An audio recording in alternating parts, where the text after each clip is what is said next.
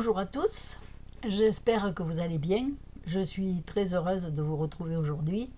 Je suis désolée de ne pas être plus présente, mais bon, voilà, je suis là. Alors avant de commencer, je vais quand même vous avertir d'un petit quelque chose qui va se passer dans un petit moment. Je me fais toujours gronder par mon mari parce que j'oublie de vous dire appuyez sur le pouce, abonnez-vous, enfin voilà, tout ça. Euh, donc avec mon copain Daniel qui s'occupe de la vidéo, ils ont décidé de faire quelque chose et dans un petit moment vous allez voir passer un truc abonné, un truc, un pouce, un ceci, et si vous voulez cliquez dessus, comme ça je ne me ferai plus gronder. Voilà. Alors aujourd'hui je vais vous parler du regard. Ce regard qu'on pose sur la vie, sur les épreuves qu'on traverse ou qu'on a dû traverser ou qui se présentent à nous. On y inclura aussi le regard posé sur les autres, nos parents, nos frères et nos sœurs, nos amis, notre conjoint, nos enfants, notre patron, nos collègues, etc., etc. Et bien sûr aussi le regard posé sur nous-mêmes. Ce regard qui au final va faire toute la différence et nous permettre de dépasser ou non nos blocages, nos souffrances, nos épreuves, et qui favorisera ou pas la qualité de nos relations, quelles qu'elles soient, et plein d'autres choses d'ailleurs. Alors, je ne vais pas vous parler de tout ça dans la même vidéo, je pense que ça en demandera une ou deux de plus, je ne sais pas. Il est bien entendu que le regard que nous posons sur le monde, sur la vie, sur les choses, etc., est à la base influencé par notre éducation, nos principes, nos croyances, notre savoir, nos traits de caractère, et même parfois par des idées toutes faites venues d'on ne sait où. Vous savez, quand des fois on sort des grandes théories et qu'on ne sait même pas d'où elles viennent. Voilà. Alors, peu importe bien sûr qui nous sommes, ce que nous avons traversé ou ce que nous possédons, c'est le regard que nous arrivons à y poser dessus qui va faire toute la différence et qui influencera positivement ou négativement notre futur et surtout notre évolution, car aujourd'hui il est bien question de notre évolution. Alors afin que vous perceviez mieux ce que je veux vous faire comprendre au travers de cette vidéo, je vais commencer par un exemple personnel qui date d'il y a très longtemps. Je fais souvent, je vous le dis tout le temps, je prends souvent des exemples personnels parce que je parle de ce que je sais, de ce que j'ai expérimenté. Et cet exemple-là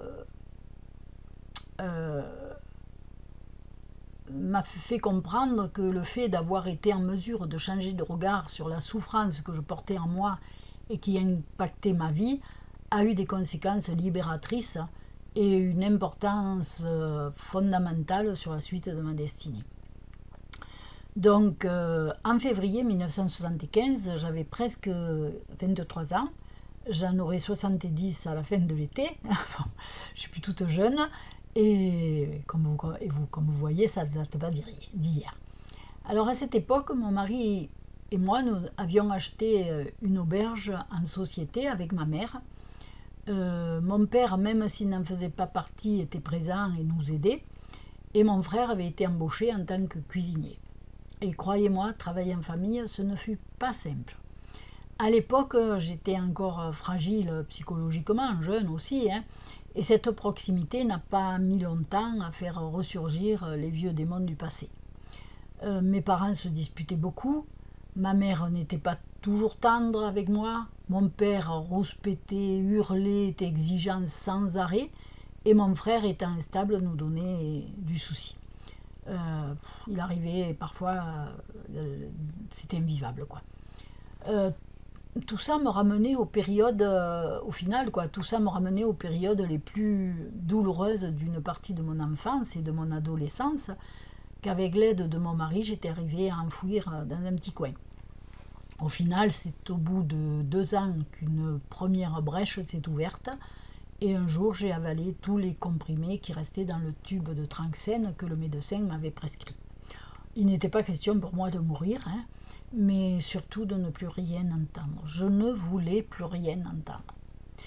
J'ai compris bien plus tard que le ciel avait usé de tricherie d'amour afin de me permettre de réagir euh, et de prendre en quelque sorte un peu ma vie en main, hein, même si j'étais très jeune.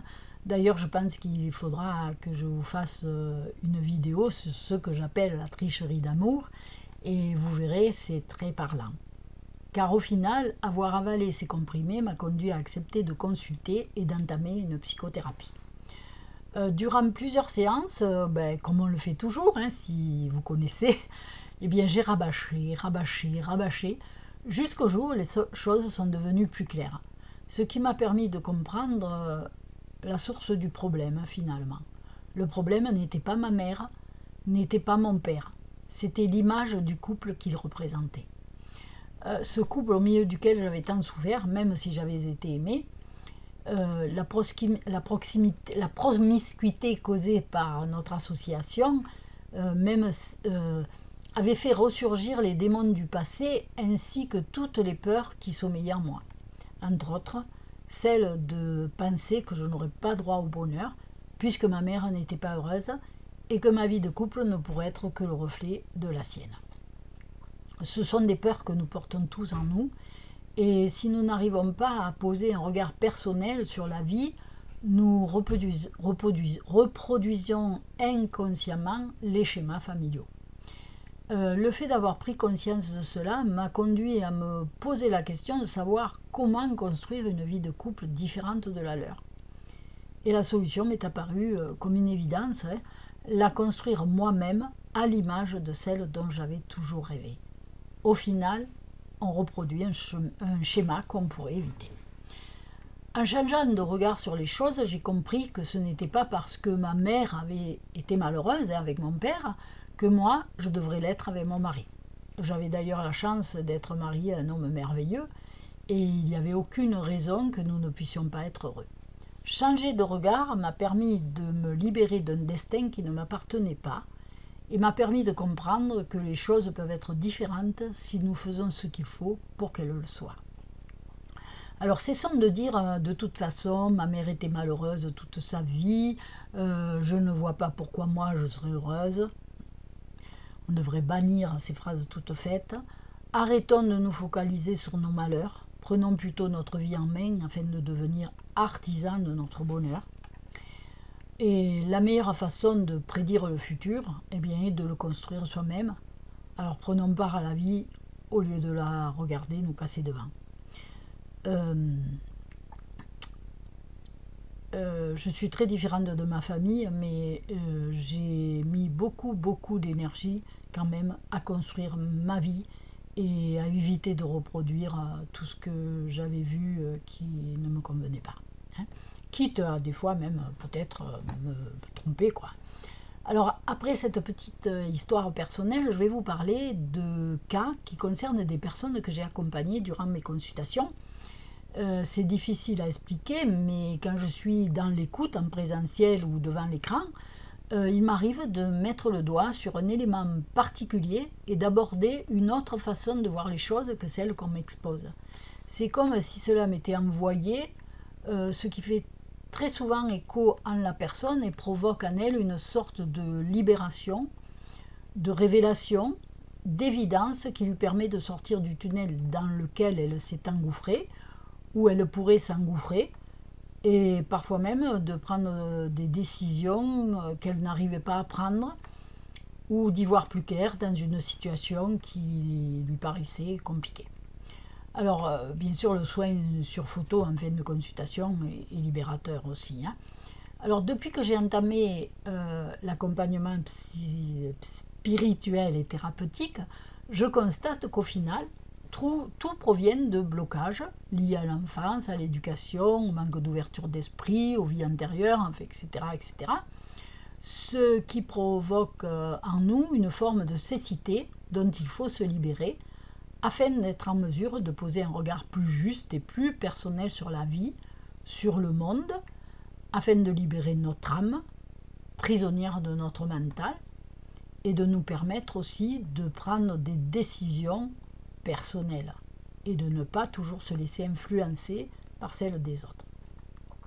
Pour vous éclairer, je vais vous raconter l'histoire de Laure qui m'avait contactée quand j'habitais encore dans le Midi, il y a presque 30 ans. Après des années de galère, un passé très lourd, la jeune femme partageait une belle relation amoureuse dont elle n'arrivait pas à profiter pleinement. 2 ans plus tôt, son compagnon l'avait trompée avec une de ses amies et ça ne passait pas. Elle en voulait énormément à cette femme qui avait trahi son amitié. Le couple s'était pourtant retrouvé, tout allait bien, mais la colère était toujours présente et générait de la souffrance, ce qui au final l'empêchait d'être vraiment heureuse. Elle m'expliqua qu'à l'époque, elle était prisonnière d'une addiction quand elle avait appris que son compagnon et sa copine avaient couché ensemble. Un soir, où elle lui avait fait une scène épouvantable, il lui avait appris qu'il avait rompu, car il s'était rendu compte que c'était elle qu'il aimait. Il lui a dit qu'il regrettait beaucoup, qu'il s'en voulait, mais qu'il fallait qu'elle le comprenne.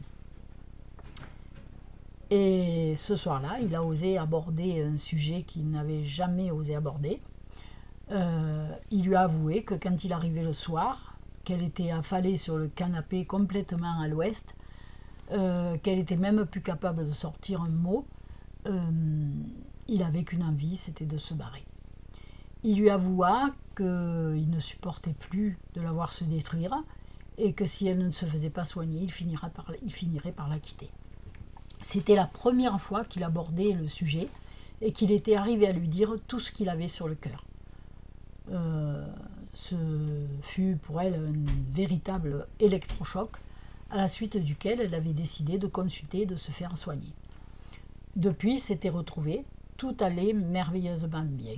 Ils avaient retrouvé une belle complicité, son compagnon avait même changé de profession, il était beaucoup plus détendu et disponible, et ils étaient heureux. Sauf qu'elle n'arrivait pas à oublier la trahison de sa copine en qui elle avait confiance, qu'elle avait souvent invitée. Elle nourrissait contre elle une haine féroce pour avoir essayé de lui prendre son compagnon. Alors, bien sûr, je l'ai écoutée, mais je lui ai expliqué qu'il fallait qu'elle se libère de cette haine, car elle n'avait plus de raison d'être et qu'elle se faisait du mal. Je lui ai dit que le passé était passé, qu'on ne pouvait rien y changer et que la haine qu'on nourrit contre les autres finit par se retourner un jour ou l'autre contre nous et nous détruire nous-mêmes. Je lui ai dit qu'il fallait qu'elle essaie de pardonner, même si elle avait coupé tout lien, ce qui était tout à fait normal. Pardonner, ce n'est pas se remettre dans la gueule du loup. Alors, quand soudain, je m'entendis lui dire « Et en plus, Laure, vous ne devriez pas lui en vouloir. Bien au contraire, vous devriez la remercier. » Surprise, elle me regarda avec ses grands yeux étonnés. Et je rajoutais « Au final, si vous regardez les choses sous un autre angle, c'est grâce au fait qu'elle est couchée avec votre compagnon qu'il a pu se rendre compte qu'il vous aimait vraiment et qu'il a osé vous parler franchement. Sans ça, vous n'auriez peut-être jamais pris la décision de vous faire aider pour sortir de cette addiction qui vous détruisait et qui détruisait votre couple. Finalement, c'est grâce à elle que vous vous êtes retrouvés, tous les deux. » Elle me regardait. Vous connaissez l'expression un bien pour un mal ? Eh bien, vous y êtes en pleine dedans. Alors elle me regardait, l'air ébahi, et soudain elle me dit « Ah ben ça alors, je n'aurais jamais pu voir les choses sous cet angle si je ne vous avais pas rencontré. Au final, vous avez entièrement raison. » Le changement de regard effectué grâce à celui que je lui prêtais a pu lui permettre de sortir de son enfermement et de totalement se libérer. Et la balle était dans son camp. Alors je voudrais quand même vous dire que pour avancer dans la vie, il faut un jour ou l'autre accepter de sortir de l'état de victime. Tant qu'on continue à penser que si on est malheureux, c'est la faute de l'autre, mon père, ma mère, ma femme, mon mari, le ci, le ça, on ne peut pas évoluer. Tant qu'on croit être victime d'hérédité, de fatalité, de tout un tas de choses qui ne nous appartiennent pas, mais qu'on est obligé de subir, on se rend prisonnier d'un destin qui n'est pas le nôtre. Poser le regard juste, c'est aussi accepter que parfois, ce qu'on a vécu de difficile, même si ce fut causé par un tiers, ce peut être un mal pour un bien, et dans ce cas, il n'y a rien à pardonner. Il faut simplement remercier le ciel, car croyez-moi, c'est souvent lui qui déplace les pièces du puzzle de notre vie pour nous venir en aide. Alors vous pouvez appeler ça votre guide, votre ange, ou moi, mon père, je sais très bien qu'on est aidé. Alors maintenant, je vais vous parler d'un autre cas où le changement de regard a également sauvé un couple et même une famille, et je trouve que cette histoire est très touchante. Un jour, j'ai reçu une dame qui, quelques mois auparavant, avait quitté le domicile conjugal pour partir vivre avec un autre homme, croyant que l'herbe serait plus verte ailleurs. Heureusement, elle s'était très vite rendue compte qu'elle aimait son mari et qu'elle ne pouvait pas envisager de vivre sans lui. Lorsqu'elle le lui a avoué, il était tellement heureux qu'il s'est empressé d'aller la récupérer et récupérer ses affaires. Ils étaient mariés depuis pas mal d'années. Ils avaient 2 grands-enfants qui faisaient leurs études, une jolie maison, et ils s'aimaient. Mais vous allez comprendre à quel point le regard qu'on pose sur les choses, qui composent la vie, peut nous jouer des tours. Et bon, là, c'était un regard un petit peu bizarre, quoi, enfin, de ces trucs qui sont, voilà, qu'on ne maîtrise pas.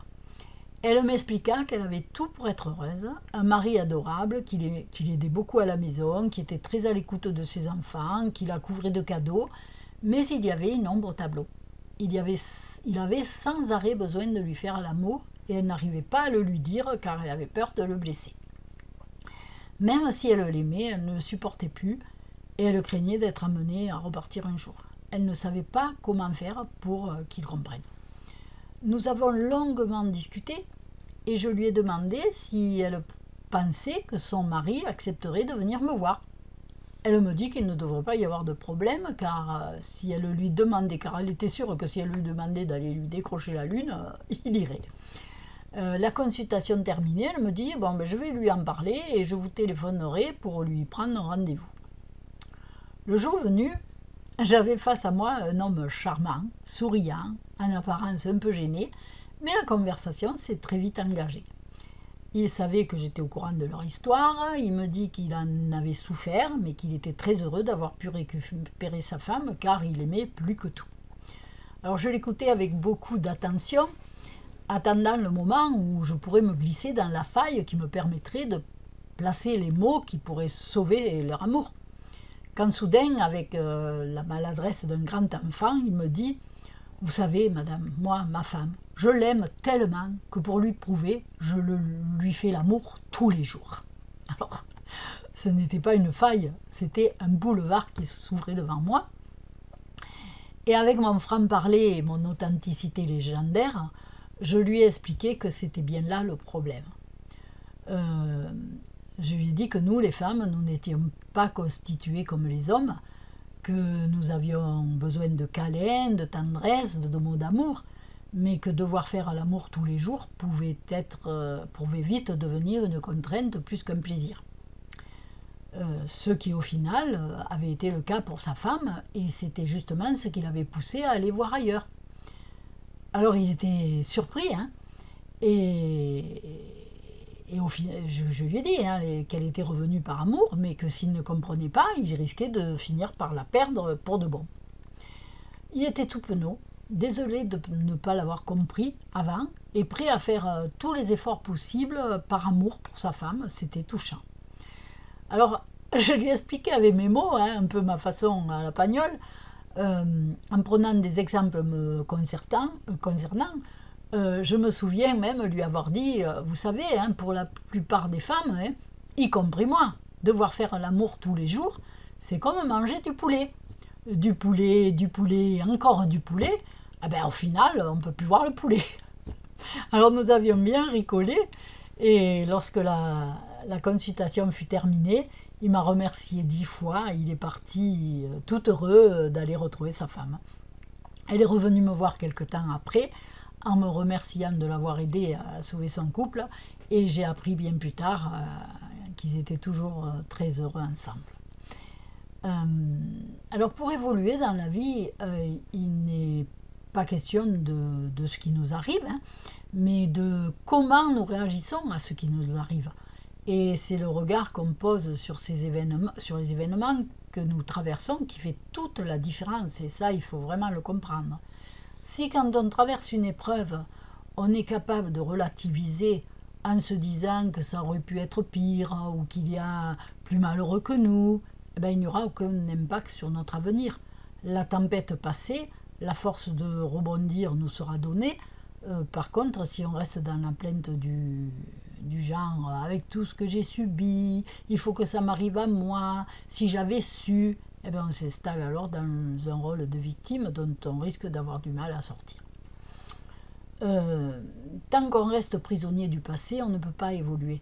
On aura beau travailler sur soi, si on ne change pas de regard, si on n'accepte pas que ça faisait partie de notre évolution, les années passeront et au moment du grand départ, on en sera encore à nous dire avec ce qui m'est arrivé, avec la mère que j'ai eue, avec.